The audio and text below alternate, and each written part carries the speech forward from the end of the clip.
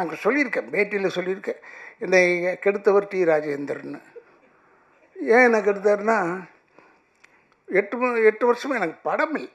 லா college படிச்சுக்கிட்டு இருந்தேன், கொஞ்சம் கொஞ்சம் ஒரு 2 படம் ஒரு படம் அப்படி நடிச்சுக்கிட்டு இருப்பேன். இவர் என்னை கூப்பிட்டு அறிமுகப்படுத்தினது பெரிய அளவில் போய் எல்லா படத்துலையும் நான் தான் வில்லன். கெடுக்கிறதுக்கு ரைட்டான ஆள் யாருன்னா ராதா ரவின்ற அளவுகளை கொண்டாண்டார்.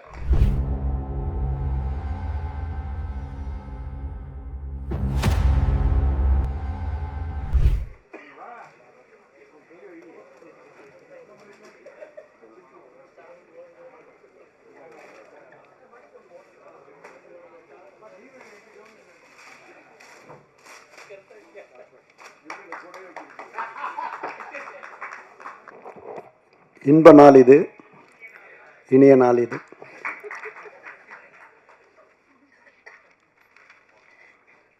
செவியிலே செந்தேன் மழை, புவியிலே டிஆரின் சங்கீத அலை. செவி குளிர சிந்த மகிழ டிஆர் அவர்களின் இசை அங்கிங்கனாதபடி எங்கும் பிரகாசமாக செவிகளெல்லாம் ஒலித்து கொண்டிருக்கக்கூடிய ஒரு பாடல். என்னவோ ஒரு உண்மை இந்த மேடையில் முழு வெளிச்சம் போட்டு காட்டத்தான் செய்கிறது. உயிர் உள்ளவரை உஷா இந்த டைட்டில் வந்து முதல் காலிக் பிரதர்ஸில் வந்து நான், ராஜி, டிஆர், அவங்க துணைவியார், அவங்க 3 பேர் போய் சேரும்போது இந்த டைட்டில் சொல்கிறார். தானே இந்த டைட்டில் கேட்டுக்கிறியா, என்ன டைட்டில்னு கேட்குறேன். அவர் சொல்கிற பாணியிலே சொல்கிறோம், உயிர் உள்ளவரை உஷா அப்படிதான் சொன்னார். அந்த படத்திலிருந்து எங்களுடைய நட்பு மிக பிரமாதமாக நாளொரு மேனியும் பொழுதும் இன்று வரை என்றும் வரை அது நிலைக்கும் நீடிக்கும். முதல் சொல்ல வந்தது என்னன்னா, இந்த படத்தில் வந்து முதல் படத்தினுடைய முதல் கதாநாயகி திருமதி நளினி அவர்கள். எனது முதல் படம் யார், அந்த படத்தினுடைய என்னுடைய படத்தினுடைய கதாநாயகி திருமதி நளினி அவர்கள் தான். நிறைய விஷயங்கள் எங்களோட பகிர்ந்துக்கிட்டு இருக்குது.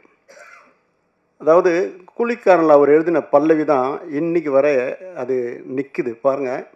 பச்சை கூறி தப்பாது, இந்த புலி தொக்காது, எதை கண்டும் மஞ்சாது, எதிரியை விடாதுன்னு அவர் எழுதின வச்ச கூறி தப்பாது, இந்த புலி தோக்காதுன்னாரு அவர் எழுதினார். அந்த புலி கலைப்புலி இந்த நிறுவனம் இன்னி வரையில் என்றைக்குமே அது நிலைத்து நிற்கக்கூடியதுக்கு அவர் வந்து ஆத்மார்த்தமாக எழுதின எழுத்து. அதாவது கவிச்சொல் புவியாளன்னாங்க. அவருடைய கவிக்கு ஈடு இணை யாருமே இல்லைன்னு சொல்ல முடியும். மிகப்பெரிய பாடலாசிரியர்கள்லாம் வந்து வியந்து போற்றி பாராட்டிய பாடல் இது. குழந்தை பாடும் தாலாட்டு, இது இரவு நேர பூபாலம், இது மேற்கில் தோன்றும் உதயம், இது நதி இல்லாத ஓடம். இப்படி அதாவது இல்பொருள் ஓமையணின்னு சொல்லுவாங்க இலக்கியத்தில். இல்லாததை இருக்கிற மாதிரி சொல்கிறது. இப்படிப்பட்ட ஒரு படைப்பை படைத்து யார் இந்த பாடலாசிரியர் என்று கேள்வி கேட்க வைத்தவர் டிஆர் அவர்கள். அப்படிப்பட்ட ஒரு சிறப்பியல்புகளை கொண்டவர் அவர். வந்து நானும் அவரும் அதிகமாக நிறைய கலந்துரையாடி இருக்கிறோம். அப்படிப்பட்ட சூழலில் ஆவடி ராமரத்னா தேட்டரு தண்டந்தளி மலர்னு ஒரு படத்துடைய பூஜை, நாளைக்கு காலையில் பூஜை, அன்றைக்கி நைட்டு நாங்கள்லாம் உட்காந்துன்னு இந்த கார் பேனட்டில் போடுறாருங்க அந்த பாட்டு. முதலிரவு முடி நிலவு பாலும் கொண்டு பழமும் கொண்டு பள்ளி அறை வாசல் வந்து 10 விரல் மேனி எங்கும் பாத யாத்திரை. இப்படிப்பட்ட விழாவில் பங்கு கொண்டிருக்கிறேன். நளினி அவர்களுக்கு என்னுடைய மகிழ்வும் நெகிழ்வும் வாழ்த்துக்களும் சொல்கிறேன். இந்த சூழ்நிலையை நீ வந்து தன்னிகரிட்டு விளங்குற, என்றைக்கும் சிறப்பான இடத்தை அடையணும்னு சொல்லி விடைபெறுகிறேன். நன்றி, வணக்கம்.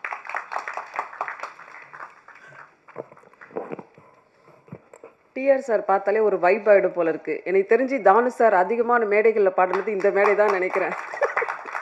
அதனால வந்தவங்கெல்லாம் கண்டிப்பாக 2 டிஆர் சார் பாட்டு பாடியே ஆகணும் சார். அடுத்ததாக நான் அனைவருக்கும் வணக்கம். நான் திருநெல்வேலியை சேர்ந்தவன். பொதுவாக எங்கள் ஊரில் வந்து நிறைய இந்த பெங்காலி மூவி இந்த மாதிரி படங்கள்லாம் வராது. நான் காலேஜில் படிக்கும்போதெல்லாம் பார்த்தீங்கன்னா மாமனாரின் இன்பவெறி, அவளோட ராவுகள், இப்படி தான் படம் வரும். அதனால் அந்த படங்கள் பற்றிய நாலேஜ் எனக்கு கிடையாது. அப்போது யதார்த்தமான படம் எப்படி இருக்கும் அப்படின்னு சொல்லி நான் பார்த்த முதல் படம் ஒருதலையராகும். அந்த படம் வந்து நான் வந்து ப்ரொஜெக்ஷனில் தான் பார்த்தேன். நான் வந்து பார்த்த முதல் ப்ரிவ்யூ அதுதான். எனக்கு தெரிஞ்ச ஒரு ப்ரொடியூசர் கம் டிஸ்ட்ரிபியூட்டர், அவர் தான் சினிமா கூப்பிட்டு வந்தார். அவர் அந்த படத்தை நீ பாரு, நீ வந்து அப்போ நான் +2 முடிச்சிருக்கேன், காலேஜில் சேர போகிறேன். அப்போது இதில் என் வயசை கணக்கு போட்டுறாங்க. அப்போ அந்த படம் பார்க்குறேன், எனக்கு ரொம்ப பிடிச்சிச்சு அந்த படம். அதனுடைய விலை வந்து அப்போ பார்த்தீங்கன்னா ஒரு ஆர்ஓ பிரிண்ட்டோட கிட்டத்தட்ட 25,000 ரூபா. அவர்கிட்ட சொல்கிறேன், சார் அந்த படத்தை வாங்கிடுங்க சார், சூப்பராக போகும்னு சொல்கிறேன். அவருக்கும் அந்த படம் பிடிச்சிருந்தது. அவர் என்ன சொன்னார், படம் நல்லா இருக்குது, ஆனால் இதெல்லாம் ஓடாது, இது அவார்டு தான் வாங்குவோம் அப்படின்னார். இல்லை சார், டெஃபினட்டாக ஹிட் ஆகும் சார் அப்படின்னு சொன்னேன். அவர் அதை வாங்கலை, மிஸ் பண்ணிட்டாரு. அந்த படம் எங்கள் ஊர் சிவசக்தின்ற சிவசக்தி தேட்டரில் மட்டும் 3.5 லட்சம் ரூபாய் ஷேர், கிட்டத்தட்ட 25,000 ரூபாய்க்கு வாங்கியிருந்தாருன்னா ஒரு தேட்டர் ஷேர் மட்டுமே எத்தனை மடங்கு பார்த்துங்களேன். அப்போ ஹோல் திருநெல்வேலி டிஸ்ட்ரிக்டில் அது எவ்வளோ கலெக்ட் பண்ணியிருக்கோம், அவ்வளோ பெரிய ஒரு ஹிட்டு. எனக்கு அதில் என்ன சந்தோஷமாக நம்ம ஜட்ஜ்மெண்ட் கொஞ்சம் கரெக்டாக இருக்குது அப்படின்ட்டு. அப்புறம் டிஆர் சார், அந்த படத்துலேருந்தே நான் அவருடைய ஃபேன். ஏன்னா அவ்வளோ அழகாக அந்த படத்தை உருவாக்கினவர் அவர் தான். அதுக்கப்புறம் அவருடைய படங்கள் வசந்த அழைப்புகள், இந்த படம் எங்கள் ஊரில் ரிலீஸ் ஆகலை. அதனால் நாங்கள் வந்து நாகர்கோவிலில் போய் நானும் என் ஃப்ரெண்டும் போய் பார்த்துட்டு வந்தோம் அந்த படம். அப்புறம் ரயில் பயணங்களில், அப்புறம் இந்த படம் உயிருள்ள ரிஷா. இந்த படம் பண்ணும்போது நாங்கள் காலேஜில் 3rd இயர் படிக்கிறோம். எங்களுடைய ரொம்ப ஃபேவரட் படம் அந்த படம். எல்லாருக்கும் இந்த படம் வந்து எங்கள் ஊர் அப்போ பார்த்திங்கன்னா எல்லா டீ கடையிலையும் இந்த பாட்டு தான், உயிருள்ள ரிஷா பாட்டு தான் ராத்திரி பகலாக மாறி மாறி ஓடிக்கிட்டு இருக்கும். கட்டடிப்போம் காலேஜுக்கு அந்த பாட்டு, இந்திர லோகத்து சுந்தரி ராத்திரி அந்த பாட்டு, வைகை கரை காற்றே நெல், இந்த மாதிரி பாட்டுகள்லாம் ஓடிக்கிட்டே இருக்கும். அதெல்லாம் திரும்ப திரும்ப நாங்கள் கேட்டுக்கிட்டே இருப்போம். படத்தையும் திரும்ப திரும்ப பார்த்துக்கிட்டே இருப்போம். இந்த ரீ ரிலீஸ்லேயும் இந்த உயிருள்ள ரிஷா ஒரு மிகப்பெரிய ஹிட் ஆகி இதுலேயும் அவர் ஒரு சாதனை படைப்பார்னு நான் நம்புகிறேன். ஒரு ரசிகனாக என்னுடைய வாழ்த்துக்கள். நன்றி சார். இந்த காதல் படங்கள் எதுவும் ஜெயப்பிரியா மேடம் காதலுக்கு ஏதாவது துணை புரிஞ்சுச்சா சார்? ஏதாவது பாடல்கள் போட்டு காட்டுச்சிங்களா? அப்படிங்களா? ஓகே. அடுத்ததாக நாம் இங்கே கூடியிருக்கும் என் குடும்பத்தை சேர்ந்தவர்களே, வந்திருக்கும் பத்திரிகையாளர் நண்பர்களுக்கும், இந்த யூடியூபர்ஸ் அவர்களுக்கும், ஏன்னா நான் இன்றைக்கி வாழ்ந்துக்கிட்டு இருக்கேன்னா அது முக்கிய காரணம் அவங்க தான். ஏன்னா அவங்க தான் அக்கப்புறம் எழுதுவாங்க, எழுதினாலும் பரவாயில்ல, நல்லா இருப்பேன் நான். ஏன்னா அவங்க எழுதணும், என்னை பற்றி ஏதோ ஒன்று எழுதணும். புரியுது உங்களுக்கு? இப்போ காந்தியை பற்றி பேசும்போதெல்லாம் கோட்ஸை பற்றி பேசுகிறாங்கல்ல, அது மாதிரி தான். அது தவறு கிடையாது. இருந்தாலும் நல்ல நண்பர்கள். அண்டு சகோதரர் தானவர், என்னுடைய சகோதரன் அவர். நாங்கள் எப்பவுமே நிறைய சண்டை போட்டிருக்கோம், நிறைய வாட்டி சண்டை போட்டிருக்கோம், நிறைய தடவை அதை பற்றி கவலைப்படுறதில்லை, ஒற்றுமையாக போயிட்டே இருக்கோம். அதான் ஆச்சரியமாக இருக்குது. அவர் வீட்டு ஃபங்க்ஷனாக இருந்தாலும் சரி, என் வீட்டு ஃபங்க்ஷனாக இருந்தாலும் சரி, அவர் வந்து கலந்துக்கிட்டு நானும் வந்து கலந்துக்குவேன். அதே மாதிரி சகோதரர் செல்வமணியெல்லாம் ஏன் மறக்க முடியாதுன்னா, இன்றைக்கி ராதாரவி நிற்கிறான்னா அதுக்கெல்லாம் ஒரு காரணம் வந்து செல்வமணி அவர்களும் இருக்கிறார்கள். ஏன்னா அவருடைய படம் செம்பருத்தி போய் நடிக்கிறேன்னு போது தான் எனக்கு ஹார்ட் ப்ராப்ளம் வந்தது. அப்போ வீட்டில் படுத்துருந்தேன். அப்போ அந்த 3 மாதமும் அவர் வெயிட்டிங். எதுக்கு? செம்பருத்திக்கு நான் வந்து நடிக்கணும், அதுக்காக வெயிட் பண்ணி என்னை நடிக்க வச்சார். அது ஒரு பெரிய ஒரு ராசியாச்சு. எதுக்குன்னா எனக்கு தங்கச்சியாக நடித்தது அதில் ரோஜா, இதில் வந்து நம்ம நளினிம்மா, என் தங்கச்சி உயிர் உள்ள ஒரு விஷால. அதனால் அவங்க எல்லாமே பெரிய பெரிய ஹிட்டாகி பெரிய ஆளுங்களாக இருக்கும்போது கூட இன்றைக்கு வரைக்கும் அதே மரியாதை, அதே இது அன்பு செலுத்திகிட்டு இருக்காங்க. அவர்களுக்கு என்னுடைய வணக்கங்களை கூறி, சகோதரர் அவரை பற்றி சொல்ல தெரியவில்லை. அவர் இயக்குனர் என்னை வந்து சென்னை காதல்னு ஒரு படத்தில் நடிக்க வச்சார். நான் அவ்வளோவா கேட்கல அவர்கிட்ட போய் வாய்ப்பு. ஏன்னா டைரக்டருங்கிட்ட எப்போயும் நான் வாய்ப்பு கேட்டுருவேன். ஏன்னா இல்லை, அடுத்த படத்தில் நான் பிரமாதமான ஒரு வேஷம் செய்யவே முடியாது. சும்மா சொல்லுவாங்க, அவங்க இருக்கிற பிஸியில் நம்ம மறந்துடுவாங்க.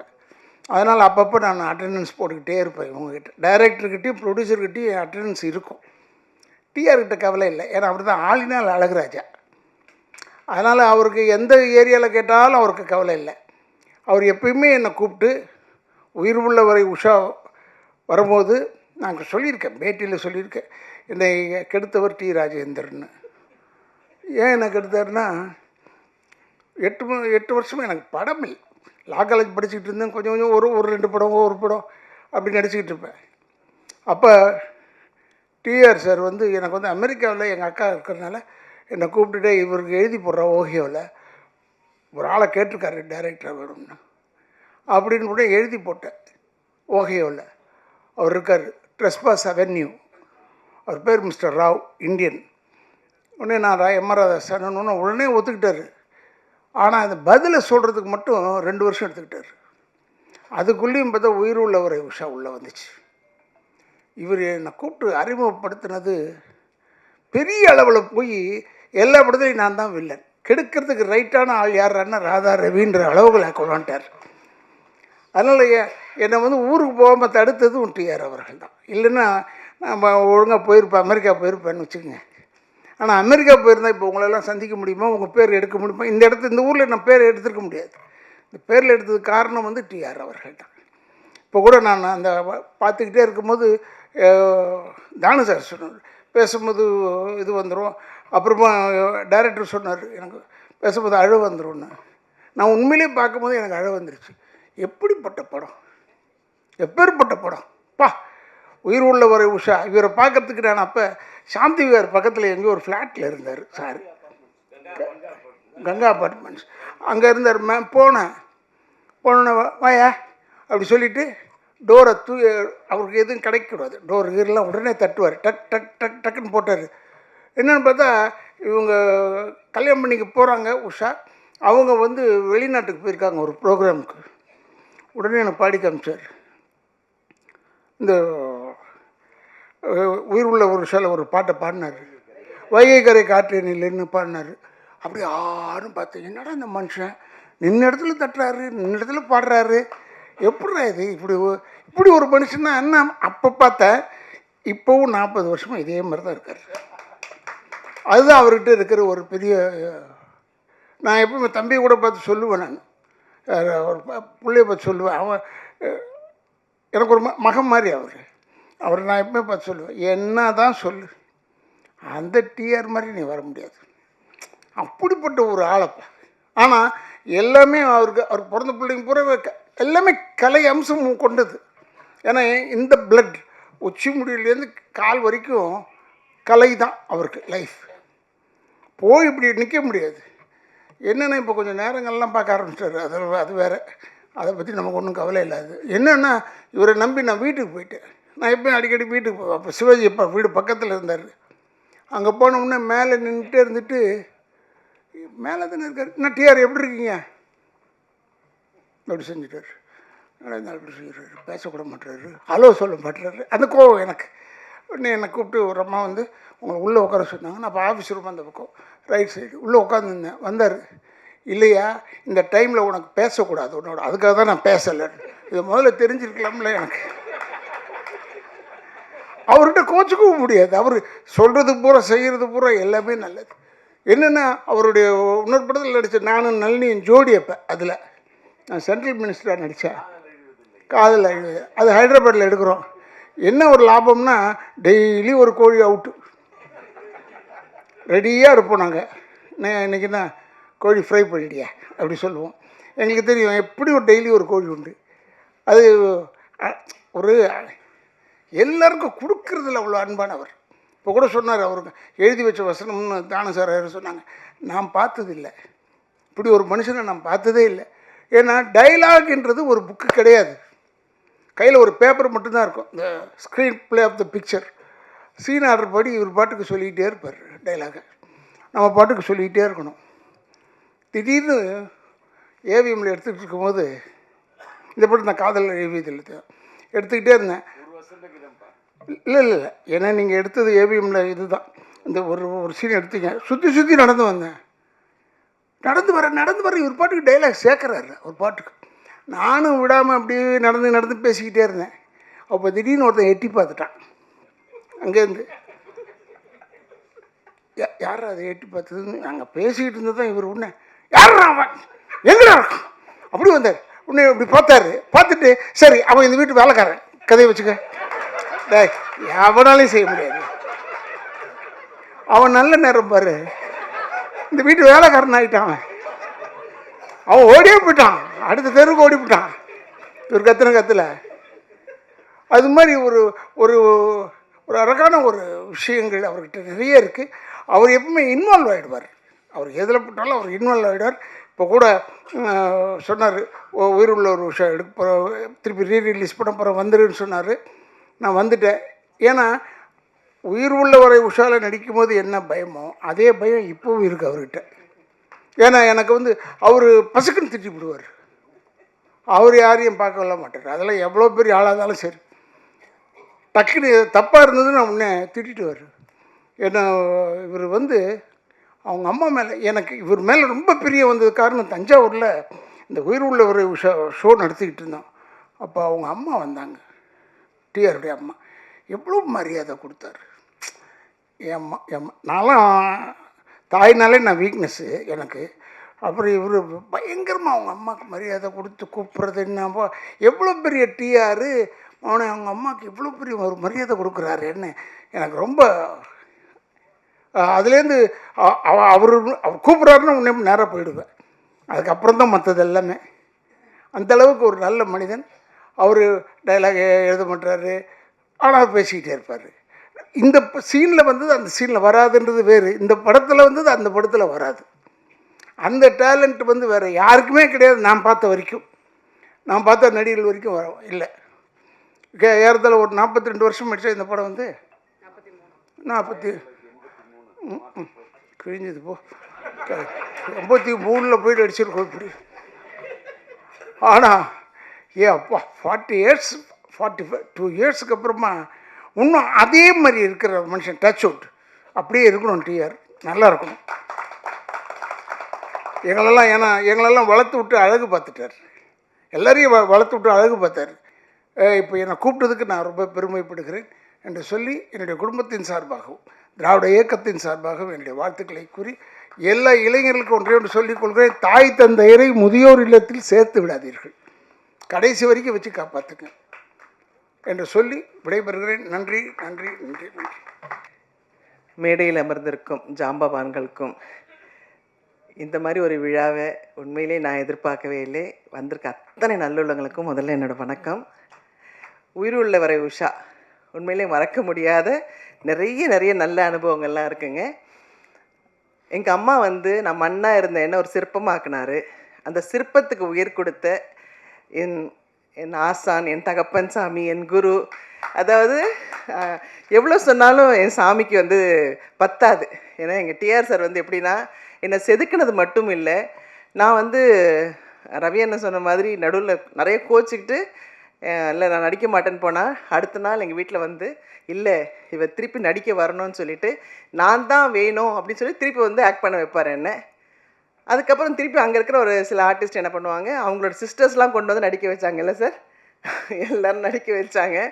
ஆனால் அப்போவும் எங்கள் சார் எனக்கு ஹீரோயின்னா நளினி மட்டும்தான், நளினி பண்ணாதான் இந்த நான் படம் பண்ணுவேன்னு சொல்லிட்டு யாருமே செய்யாத ஒரு பெரிய விஷயம். இன்றைக்கி உங்கள் எல்லாரோடையும் இருக்கிறேன், பேசுகிறேன். எல்லாத்துக்கும் ஒரே காரணம் என் சாமி டிஆர் சார் மட்டும்தான்.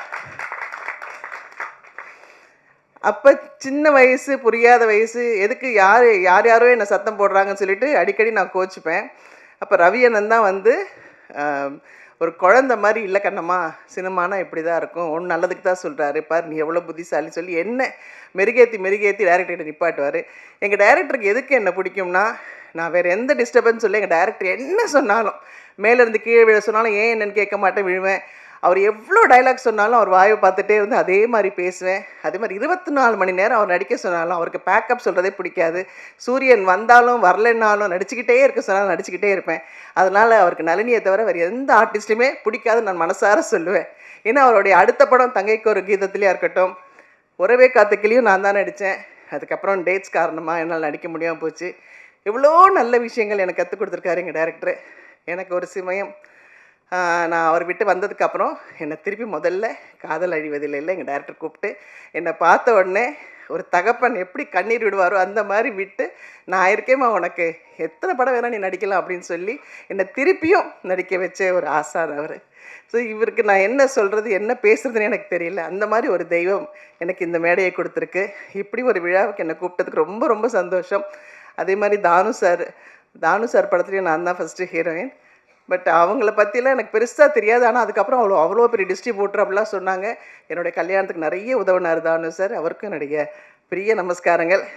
செல்வமணி சார், விக்ரமன் சார், ரொம்ப சந்தோஷம். எவ்வளோ பெரிய ஜாம்பவான்கள் இவங்கெல்லாம். இவங்க இருக்கிற மேடையில் என்னை பேச வச்சதுக்கும் என்னை அழைச்சதுக்கும் ரொம்ப ரொம்ப சந்தோஷம். ஏன்னா ஒரு சாங் நான் வந்து வைகைக்கரை காற்றிய சாங் பண்ணும்போதெல்லாம் பார்த்தீங்கன்னா, எங்கள் சார் வந்து மியூசிக் வந்து ரெக்கார்டிங்கே பண்ணலை. அவர் வாயில் சொல்ல நீங்களை ஆக்ட் பண்ண சொல்லுவார், அவ்வளோதான். ஆனால் நான் அதுக்கப்புறம் வேறு படம் போய் ராம்நாதன் சார் படம் அடுத்த படம் பண்ணும்போது, ராம்நாதன் சார் அப்படியே எங்கள் சாருக்கு ஆப்போசிட். பேசவே மாட்டார். அவர் பேசவே மாட்டேன்னு அவர் வாயை பார்த்துக்கிட்டே இருப்பேன். அப்போ ரவி அண்ணகிட்ட சொல்லுவேன், என்ன ரவி அண்ணா இவர் ஒன்றுமே பேச மாட்டேங்கிற, நம்ம டேரக்டர் எவ்வளோ பேசுவார், எவ்வளோ மியூசிக் போடுவார், நமக்கு வந்து எவ்வளோ எக்ஸ்ப்ரெஷன்ஸ் வரும் அப்படின்வேன். ஸோ அப்படியே ஒரு ஆப்போசிட் தான் ராம்நாதன் சார்.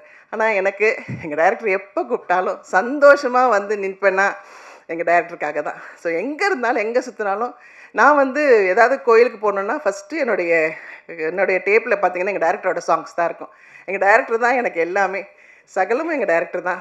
ஸோ அவர் சகலக்கெல்லாம் வல்லவன் மட்டும் இல்லை, சகல தெய்வமும் அவர்கிட்ட இருக்குது. ஸோ எனக்கு நல்லது கெட்டது எல்லாம் இந்த நேரத்தில் இப்படி நடக்கும், இப்படி பண்ணும் அப்படின்லாம் சொல்லிக்கிட்டே இருப்பார். ஸோ அவ்வளோ சந்தோஷம் இப்படி ஒரு நல்ல நிகழ்ச்சியில் என்னை கூப்பிட்டதுக்கு. Thank you sir, thank you so much sir.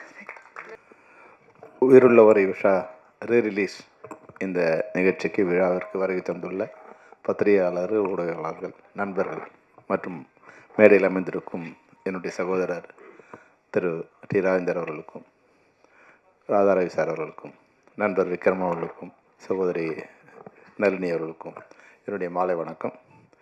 இந்த விழாவில் நான் கலந்துக்கிறது வந்து உண்மையாகவே வந்து ராதாரவி சொன்ன மாதிரி எங்களுடைய பழைய நினைவுகளை வந்து திருப்பி கொண்டு வந்து இந்த மேடையில் ரீகலெக்ட் பண்ணுற மாதிரி இருந்தது. உண்மையாக வந்து ரீரிலீஸ் மாதிரி தெரியல, அந்த பாட்டு ட்ரைலர் போடும்போது எழுந்து ஆடணும் மாதிரி ஒரு எங்களுக்குள்ளே இருக்க எனர்ஜியை வந்து என் வயசெல்லாம் மறந்து அந்த காலேஜ் டேயில் ஆடணுங்க மாதிரி ஒரு உணர்வை தோற்றுவிக்கிற படம். 43 வருஷம் ஆனால் கூட அந்த நான் சாதாரணமாக சொன்னேன், அவர் வந்து என்ன இது அதை ரெகக்னைஸ் பண்ணார். சார் இது உயிருள்ள ஒரு விஷயம், இன்னும் உயிரோடு இருக்குது சார்ன்னு. உண்மையாக வந்து நிறைய படங்கள் வந்து அந்த பாடல்கள் அப்போ கேட்போம், அப்புறம் செத்து போயிடும். சில நாட்கள் வந்து இது மாதிரி வந்து கானா சாங்கு இல்லை ஹிட் சாங், இது மாதிரி மசாலா சாங்ஸ் வந்து ஒரு 1 year 2 year மாறி வேறு சாங் வந்து போயிடும். ஆனால் இந்த சாங் ரொம்ப நாளைக்கு அப்புறம் இங்கே வந்து நான் ஸ்க்ரீனில் பார்க்குறேன், வந்து அதே எனர்ஜி. 83 நான் வந்து அப்போது காலேஜ் ஃபஸ்ட் இயர் போக போகிறேன்னு நினைக்கிறேன். இல்லை சாரி, அப்போ வந்து ஃபைனல் இயர் படிக்கிறோம். இல்லை 82 ஃபைனல் இயரில் படி. அப்போ தான் எக்ஸாம் வரப்போகுது, ஃபைனல் இயரில் எக்ஸாம் வரப்போகுது. 6வது செமஸ்டரு. அந்த மார்ச் மாதம் சொன்னார் இல்லையா, கரெக்டாக எக்ஸாம் வந்து ஏப்ரல் மேல் வரப்போகுது. இந்த படத்தை 4-5 தடவை போய் பார்த்துட்ருக்கோம். அப்போ என்ன எனர்ஜி இருக்கோ அதே எனர்ஜி இப்போ வந்து இந்த பாட்டை பார்க்கும்போது இருக்குது. நிச்சயமாக இது வந்து அன்னைக்கு பண்ண சாதனையோட இப்போ மிகப்பெரிய சாதனை இந்த வந்து நிச்சயமாக பண்ணணும். இது மாதிரி படங்கள் இப்போ வரவே இல்லை. சாதாரணமான ஒரு கலைஞன் வந்து இப்போ இது மாதிரி கலைஞர்கள் பிறக்க முடியாத ஒரு சூழ்நிலை தான் இன்றைக்கி இண்டஸ்ட்ரியில் இருக்குது. டி ராஜேந்தர் மாதிரி சார் மாதிரி இயக்குநர்கள் வந்து சாதாரணமாக ஒரு சின்ன ஒரு கதையை எடுத்துக்கிட்டு பிரம்மாண்டமாக அந்த படத்தை ஒரு தமிழ் நம்மளுடைய மரபோட இல்லை நம்மளுடைய வாழ்க்கை சூழ்நிலையோட ஒரு கதையை பண்ண முடியுமானா அதுக்கு ஒரு கஷ்டம்தான். அது மாதிரியான ஒரு டைட்டான சுச்சுவேஷனில் இந்த படம் வர்றது வந்து ஒரு குறிஞ்சி மலர் மாதிரி தான் இருக்குது என்னை பொறுத்த வரைக்கும். நான் பாராட்டுறதுக்காக சொல்ல. ஆனால் டிஆர் சார் வந்து என்னை பொறுத்த வரைக்கும் அவருக்கு தெரியாது நான் வந்து எப்படிலாம் வந்து அவங்கள ரசிச்சிருக்கேன்னு தெரியாது. நான் முதல் முறையாக இந்த படம் வந்து ஃபைனல் இயர் வரும்போது நான் ஃபஸ்ட் இயர் ஜாயின் பண்ண போகிறேன். அப்போ தான் வந்து சென்னைக்கு முதல்ல வந்திருக்கேன். அப்போது கிராமத்தில் படித்து முடிச்சுட்டு சென்னைக்கு வந்திருக்கேன். ஸ்கூலில் முடிச்சு சென்னைக்கு வந்திருக்கேன். அப்போ தான் இந்த படம் வந்து ஒருதலை ராகம் படம் ரிலீஸ் ஆக போகுது. அப்போ அந்த படம் அலங்காரில் வந்து ரிலீஸ் ஆகிருக்குன்னு நினைக்கிறேன். நூன் ஷோ எதுவும் இருக்குதுன்னு நினைக்கிறேன் அலங்காரில். அப்போ வந்து டிஆர் சார் வந்து குமுதமும் இல்லை ஒரு மெயின் மேகசைனில் வந்து ஒரு இன்டர்வியூ கொடுத்துருக்காங்க. நான் தான் அந்த படத்தோட டைரக்டரு. ஆனால் நான் அந்த படத்தை நான் பார்க்கல. நான் வெறும் ஃப்ளெக்ஸு தான் வந்து வினைல் போர்டை பார்த்தேன். அதில் தான் தெரிஞ்சு நான் பார்த்தேன் நான் டைரக்டர் இல்லைன்னு, வெறும் கதை வசனம் போட்டுருந்தான். நான் சார் அன்னையிலேருந்து இன்றைக்கி வரும் அந்த படத்தை நான் பார்க்கல. என்னை படத்தை பார்க்க அனுமதிக்கலன்னு சொன்னாங்க. அது என்னென்னு எனக்கு தெரியாது. டிஆர் சாருக்கும் எனக்கும் ஒரு பந்தம் வந்து என்னென்னா, ஒரு கலைஞன் வந்து உருவாக்கின ஒரு கலைஞன் அந்த குழந்தைய தான் பெற்ற குழந்தைய தான் பார்க்க முடியாத மாதிரி ஒருத்தன் பண்ணியிருக்கானுங்களேன்னு சொல்லும்போது அந்த படத்து மேலேயும் எனக்கு ஒரு கோவம் வந்துடுச்சு. இன்றைக்கி வரைக்கும் நான் சார் அந்த படத்தை பார்க்கல. தெரியாமல் டிஆர் சார் தெரியாமல் வந்து நான் ஒரு ரசிகன். நான் முதல் முறையாக அவர் பார்க்க போகிறது வந்து என்னென்னா, இது மாதிரி தான் இப்போ சொன்னாங்க இல்லையா, வந்து வாகினி ஷூவில் ஷூட்டிங் நடந்துட்டுருக்கு, வந்து தாயின் சபதம்னு நினைக்கிறேன். ஸ்ரீவித்யா மேடத்தை வந்து நாங்கள் வந்து, நான் மணிவண்ணன் சாரோட அசிஸ்டண்ட்டு. ஸ்ரீவித்யா மேடம் வந்து ஒரு 2 hours காலேஜ் போகணும், படம் முடிய போகுது. அவங்ககிட்ட சொன்னோன்னே இப்போ எல்லாம் பயப்படுற மாதிரி அந்த மாதிரி சொன்னாங்க, ஐயோ சார்கிட்டலாம் பேச முடியாதுன்னு. உடனே மணிவண்ணன் சார் சொன்னார், சார் டைரக்டர் போய் பார்த்து ஒரு 2 hours கேட்டு வாப்பான்னார். சரி நானும் போனேன். சாதாரண மற்ற ஷூட்டிங்லாம் போகும்போது வழக்கமாக போவோம், அது மாதிரி நாங்களும் போனால் ஒரு ஷூட்டிங் நடந்துகிட்ருக்கு. நான் அசிஸ்டண்டாக இருக்கும்போது இந்த மாதிரி எப்படின்னா, ஒரு ஷார்ட் ரெடியானு போய் கூப்பிடணும், கொஞ்சம் நேரம் கழிச்சு வருவாங்க, ரெடியா ஷார்ட் ரெடியாக கேள்ப்பா, ஷார்ட் ரெடியானு வருவாங்க. ஆனால் இங்கே போய் நான் கூப்பிட்றத போகிறேன், சார் ஷார்ட் எடுத்துகிட்டு இருக்காரு. அங்கே முடிச்சதுலேருந்து ஆரம்பிக்கிறோம், அங்கேயே நின்றுட்டுருக்காங்க. ஒருத்தர் யாரோ போய் உட்காந்துட்டாங்க. ஸ்ரீராஜேந்தர் வந்து எவ்வளோ இனிமையானவருங்கிறது அப்புறம், ஆனால் அங்கே சென்னை தமிழில் பேசினார் பாருங்க, மிரட்டு போயிட்டாங்க. ஏன்டா உன் மூஞ்சி அங்கே நிற்க முடியாது அவனால, வேற ஒருத்தர் நிற்க வச்சு உனக்கு லைட்டிங் பண்ணால் உன் மூஞ்சி சிவப்பு, அவன் மூஞ்சி கருப்பு, அவனுக்கு வந்து லைட்டிங் பார்த்தா எப்படி அவனுக்கு படத்தில் வரும், நில்றா நிற்க முடியாது அவனால அப்படின்னு ஒன்று அவன் பயந்துட்டு வந்தான் நிற்கிறான். அப்புறம் இன்னொரு வினோதம் என்னென்னா, நான் ஃபஸ்ட்டு பார்த்தது ட்ராலி வந்து அப்படி போயிட்டுருக்கும்போது ட்ராலியும் ஜூமும் கலந்து போகுது. ஸ்ரீவித்யா மேடம் நின்றுருக்காங்க, போகும்போது இவர் ரெடி சொல்லிட்டு அப்படியே அவர் ரீ ரெக்கார்டிங் வாயில் வாசிக்கிறாரு. பயங்கரமாக வாசிச்சுட்டு போகும்போது யாரோ ஒருத்தர் சிரிச்சிட்டான். ஐயோ அடுத்து கட் சொல்லிட்டு கத்தனார் பாருங்க, யாரும் அந்த இதனால சொல்ல முடியாத வார்த்தைன்னு. நான் வந்து அங்கே தான் இப்போ தான் போய் கூப்பிடலான்னு போய் நின்று, எவனா முதல்ல வெளியே அனுப்பிடாமன்னாரு. இந்த வேலைக்காரன் மாதிரி தான் அந்த படத்தில் வந்து வேலைக்காரன் மாதிரி ஓரமாக நின்று இருக்கல, அப்படியே ஒதுங்கி பயங்கரமாக நின்றுட்டேன். பயங்கரமாக கத்தை அந்த கலைஞன் நான் பார்க்காத டைரக்டர் வந்து டைரெக்ஷனுங்கிறது நாங்கள் சொல்லிவிட்டு, நாங்கள் ராமநாதன் சார் மாதிரி தான் நாங்கள் சொன்னோமா, அது வந்து அவங்க நடிக்க கொஞ்சம் சொல்லி தருவோம், அவங்களோட இது பண்ணுவாங்க, அவ்வளோ அப்படி தான் இருக்கும். ஆனால் மொத்த சீனையும் மொத்த டைலாக்கையும் அந்த மொத்த பாட்டையும் பாடி மியூசிக்கையும் வாசித்து, பாட்டையும் பாடி மியூசிக்கையும் வாயில் வாசிச்சுக்கிட்டு ஒருத்தர் பண்ணும்போது உண்மையாக கொஞ்சம் வினோதமாக தான் இருந்தது எனக்கு பார்க்கும்போது. ஆனால் அதனுடைய அந்த இன்வால்மெண்ட் இருக்கு இல்லையா, அது பயங்கரமாக இருந்தது. அப்போ உடனே வந்து என்னை பார்த்தாரு, எனக்கு பயம், போய் பேசுறதுக்கே பயம். ஆனால் நான் மணிவண்ணன் சார் அசிஸ்டன்ட் சொன்ன உடனே மணிவண்ணன் சாருக்கு என்ன மரியாதை கொடுப்பார் அதே மரியாதை, எங்கள் சேர் போட்டு அங்கே உட்கார உடனே வந்து அப்படின்னு சொல்லி டைரக்டருக்கு உண்டான மரியாதை கொடுத்து, மணிவண்ணன் சார் இது மாதிரி சார் கொஞ்சம் கேட்டார்னா, பரவாயில்லப்பா இந்த ஸ்ரீ சொல்லி பரவாயில்லையம்மான்னு கேட்டார். பரவாயில்லன்னு சொல்லி அந்த 2 hours வந்து அட்ஜஸ்ட் பண்ணி கொடுத்தாரு. அதாவது வந்து பார்க்க கரடு முருடாக தெரிகிற ஒரு மனிதன் வந்து உண்மையில் வந்து உள்ளத்தால் வந்து அவ்வளோ வந்து இனிமையானவர், மற்றவங்க மதிக்க தெரிஞ்சவர், ஒரு கலைஞன், கரைபடாத கலைஞன், ஒரு கண்ணியமான கலைஞன். அந்த படங்களில் இருக்கிற டி ராஜேந்தர் வந்து உண்மையான ஒரு கலைஞன். நான் பார்த்ததில் பல நேரங்களில் பார்த்துருப்பேன். அது மனிதர் எப்படின்னா, எனக்கு ஒரு இக்கட்டான சூழ்நிலை ஒன்று வந்து ரோஜாவுக்கு ஒரு விழா நடத்தணும்னு நாங்கள் நினைக்கிறோம். விழா நடத்தும்போது ரோஜா 100க்கு 100 படம் முடித்தாங்க, அவங்களுக்கு ஒரு விழா நடத்தலாம், சரி எல்லாம் பண்ணிட்டோம். பண்ணி ஃபங்க்ஷன் நடக்கும்போது தான் தெரியுது, இந்த தமிழ் சினிமாவோட இன்னொரு இது தெரியுது. இந்த ஹீரோஸ்லாம் வந்து வெளியே நல்லா பேசுவாங்க, ஆனால் அந்த ஹீரோயினுக்கு ஒரு பிறந்த நாள்னால் ஒரு வாழ்த்து சொல்ல மாட்டாங்க. அவங்களுக்குள்ள ஏதோ ஒரு வந்துடும், தப்பாக நினச்சிப்பாங்கன்னு ஒரு பயம் வருமோ, இல்லை ஹீரோயின் தானே படத்தில் நடித்தா முடிஞ்சிடுச்சுங்கிற மாதிரியோ, அப்படிலாம் இல்லாமல் யாருமே அந்த ஃபங்க்ஷனுக்கு வரா மாதிரி தெரியல எனக்கு. அப்போ நான் வந்து நாங்கள் நடத்தலை, வேறு ராஜ்டிவியில் ஏதோ ப்ரோக்ராம் பண்ணுறதுக்காக கேட்டாங்க. சித்ரா சார் வந்து சித்ரா லட்சுமணும் சிவஸ்ரீனிவாசனும். அப்போ வந்து நான் வேறு வழி இல்லாமல் என் நண்பர்களை கொஞ்சம் பேர் கூப்பிட்டு சார் வரணுன்னு. அப்போ டிஆர் சார்னா அதுக்கு முன்னாடி எனக்கு பெரிய பழக்கம்லாம் இல்லை, நேரா சார் நீ கொஞ்சம் வரணும் சார்னு. அவர் சொன்னார், சார் நம்ம 100வது விழாவுக்கு பெரும்பாலும் நான் வந்தது இல்லையே சொல்ல முடியும்னார். சார் இது மாதிரி எனக்கு ஒரு இதுவாக கெட்டாக இருக்குன்னு உடனே வரேன் அப்படின்னு சொன்னார். வந்து அதில் சிலம்பரசன் வேறு வந்தார். அப்போ சிலம்பரசன் வரும்போது நான் சிலம்பரசன் சொல்லிட்டு இருந்தேன், இது மாதிரி சாங் பண்ணுறேன்னு சொன்னாங்க. எல்லோரும் ஒத்துட்டு இருந்தாங்க, சாங் பண்ணுறோன்னா சொல்லிட்டு இருந்தேன். ஆனால் அதுக்கு முன்னாடியெல்லாம் அப்படி பைக்கட் பண்ணிட்டாங்க, என்னன்னு தெரியாது எனக்கு. அப்போ சிலம்பரசன் வரும்போது சிலம்பரசனுக்கு அப்போ வந்து காலில் அடிபட்டு இதுவாக இருக்குது, கால் கட்டு போட்டு வந்திருக்காரு. ஆனால் அது அங்கே கேட்டுட்டு அங்கே ரிஹர்சல் பண்ணி ஒரு 2 சாங் அந்த மேடையில் அவர் பண்ணி கொடுத்தாரு சிலம்பரசன் எனக்காக. மனிதர்களை மனிதரால் ட்ரீட் பண்ணுங்கள், நிச்சயமாக உங்களை வாழ்நாள் முழுக்க அவங்களும் மனிதர்களால் ட்ரீட் பண்ணுவாங்க. அதுதான் இந்த நேரத்தில் நான் வந்து டிஆர் சார் மூலமாக இது வந்து ஒரு விஷயத்தை உங்களோட ஷேர் பண்ண விரும்புகிறேன். இந்த படம் நிச்சயமாக தமிழ் சினிமாவில் 83 பண்ண சாதனையை 2026 பண்ணுங்க வாழ்த்தி விடைபெறுகிறேன். நன்றி, வணக்கம்.